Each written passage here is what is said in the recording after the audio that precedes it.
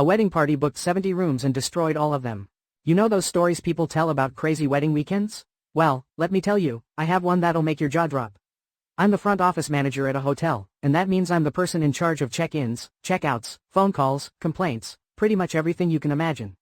You think I've seen it all, right? Well, you'd be wrong. This one weekend made me realize that there's always something new and crazy happening in the world, especially in the world of hotels.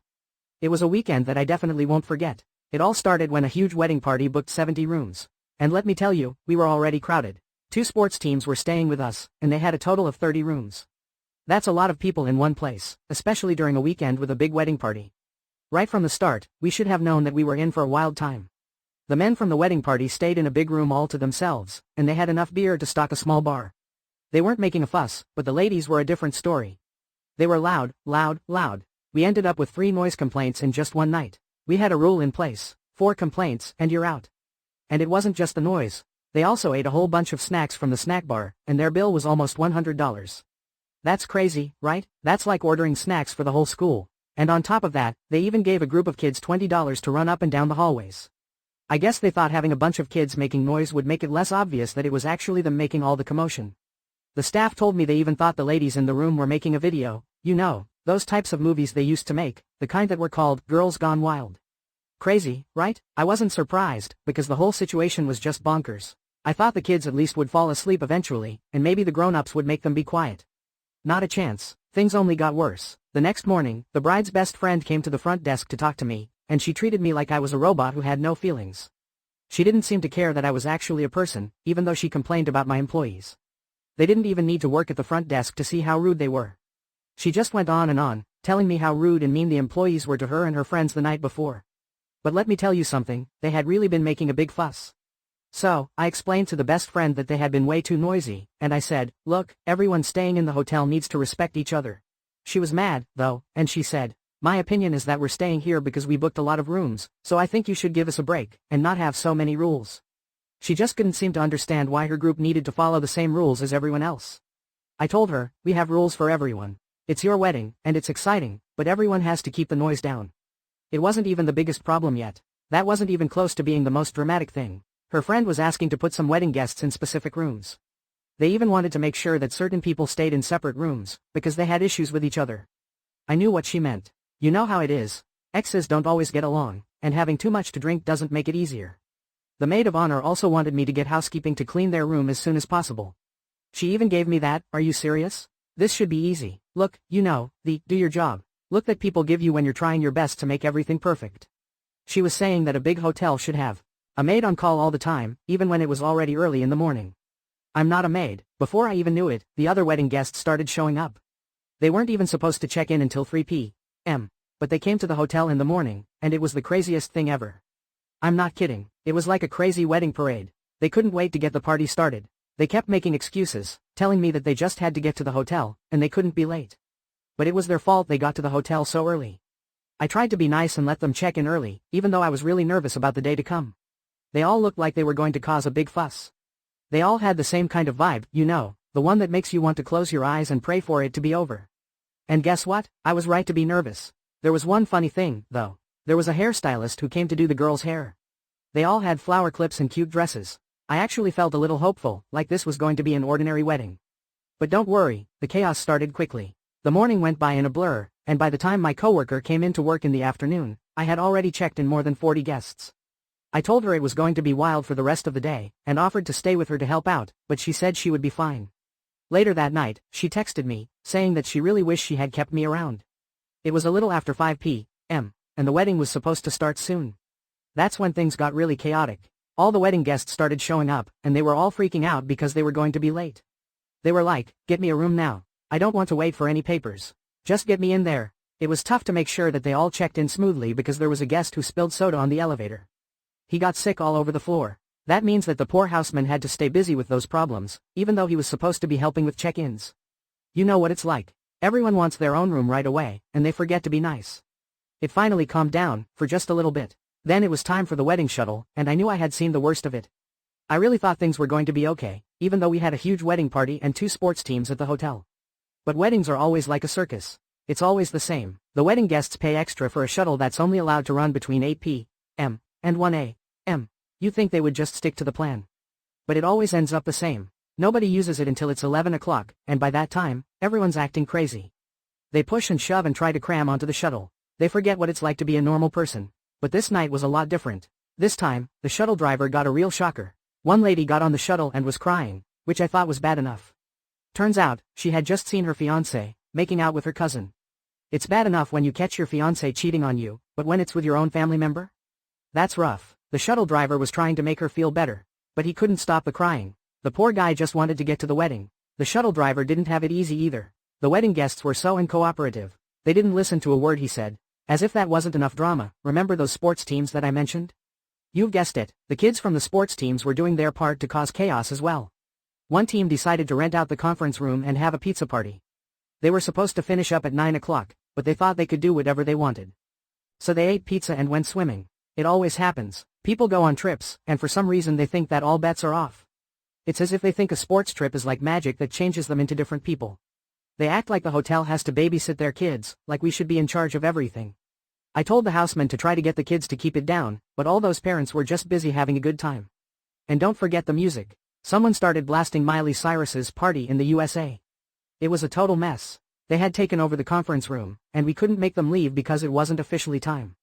You know what it's like, people getting super excited and starting a dance party, even though the parents are probably the ones really partying and not taking any responsibility. The parents got so angry when we tried to get the kids to quiet down, like they had never been parents. And that wasn't the only mess they made. A mom came to the front desk with her son, who had, let's say, borrowed some sodas from the vending machine. There was this vending machine on the second floor, and it was broken. Her son tried to buy a soda, but he got a little more than he bargained for.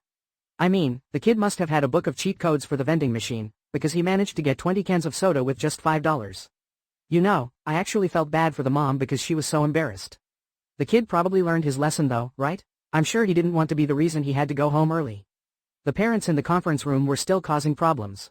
I'm telling you, it felt like they weren't going to leave. It was such a crazy situation. You know, in that moment, I was starting to think that I was actually going to have to throw a group of kids and their parents out of a hotel. That's probably not the type of job you'd imagine when you're thinking about working in a hotel. What could I do? Finally, I decided that the best thing I could do was call the police. It wasn't an easy call to make, but I knew something had to happen. And what did the police officers do? They finally made the parents go back to their rooms. It looked like the nightmare was finally over, right? But, as I'm sure you're thinking, of course it wasn't over. They went back to their rooms.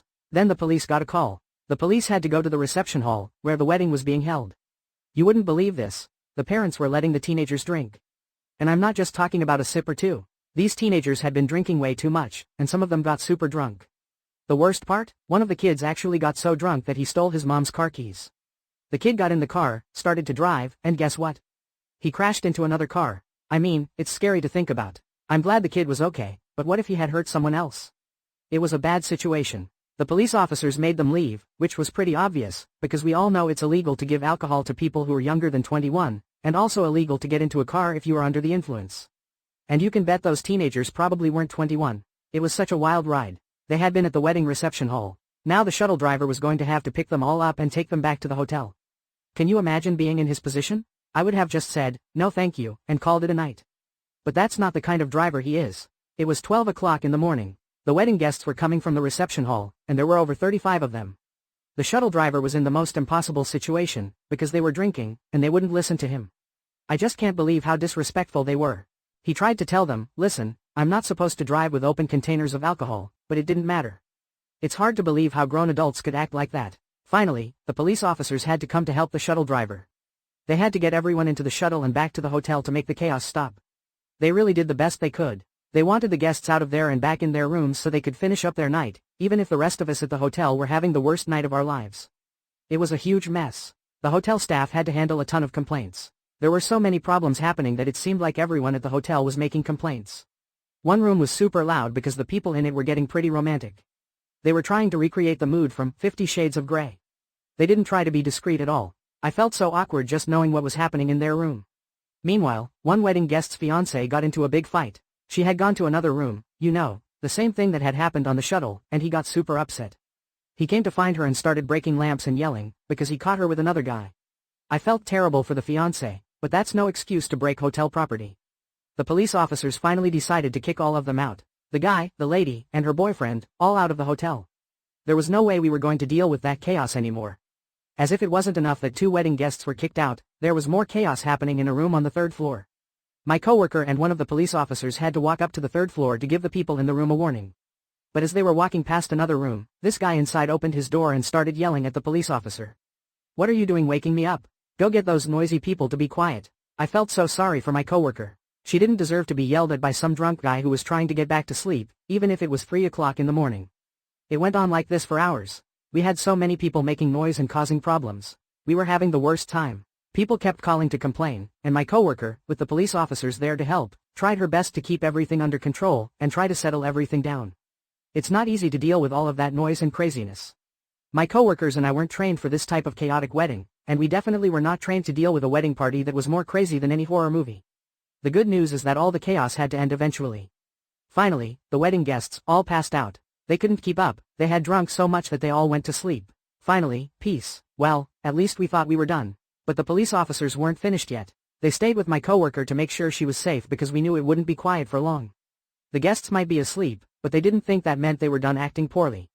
And we weren't just dealing with the wedding guests. The staff was still dealing with the mess they left behind. Remember those sports team kids? They hadn't completely gone wild yet, but the kids and their parents weren't ready to end their party. Our houseman helped clean up the mess and even tried to control the guests, just to try to get everything ready for the next day. He was staying at the hotel way past his shift just to make sure we didn't have to clean up after the kids too. Around 4 o'clock a.m. It was really quiet, and then someone started making noise again.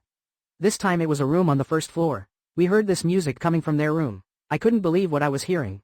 It was 4 o'clock in the morning. We didn't know what was going on. But luckily, when the police officers went to that room to tell them to stop playing music, it was really quiet, like they were playing a ghost game, you know, that trick where they play music super loud until the last minute. But that still wasn't the end.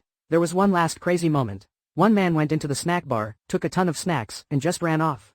He was really, really drunk. Of course the police officers saw him leave. My coworker tried to get him to pay for all the snacks, but he was so drunk he didn't listen. He ran off. He was running down the street like someone had stolen his favorite snack. Luckily, one of the police officers caught him. He probably could have gotten in big trouble. My coworker actually felt kind of sorry for him. I mean, he was pretty bad off. She asked the police officers to bring him back to his room and not to arrest him. Maybe that's being too nice, but I guess that's my coworker for you. So there you have it. That's what my weekend was like. I'll admit that even though it was exhausting and chaotic, it was a little bit exciting. The next morning, I came into work to see a police officer standing there at the front desk. You know that doesn't bode well. Usually that means something really bad happened, maybe even someone got hurt. It was a good thing it was the other way around and they were just watching over us. We were still really nervous, but the guests from the wedding were gone. We didn't have any crazy new complaints coming from them. We were so exhausted. It was a quiet morning. It seemed like all the craziness had gone away. But of course it wasn't over yet. That quiet was almost scarier than all the noise that happened the day before. And suddenly, a huge sound burst through the silence, a crashing boom, and it was loud. So loud, then, someone started shouting. That's what made it the worst. I could hear them, walking down the stairs. It was Bridezilla. She came stomping into the lobby, and I could tell that she wasn't just annoyed or upset. She was fuming. She really seemed to think we were responsible for all her friends and family members' bad behavior. She yelled that we had called the police. She was saying that all 70 rooms needed to get refunds and that her wedding was ruined. A wedding? We're supposed to be having fun. You should be treating us nicely. You don't get to just call the police. It was so frustrating, and her complaints were unfair. It was time for me to do my job. I'd had it with her complaints. She wasn't going to ruin my weekend too. I told her to calm down, and warned her that I'd call the police back if she didn't keep it down. I also had to point out that some wedding guests had actually threatened my staff.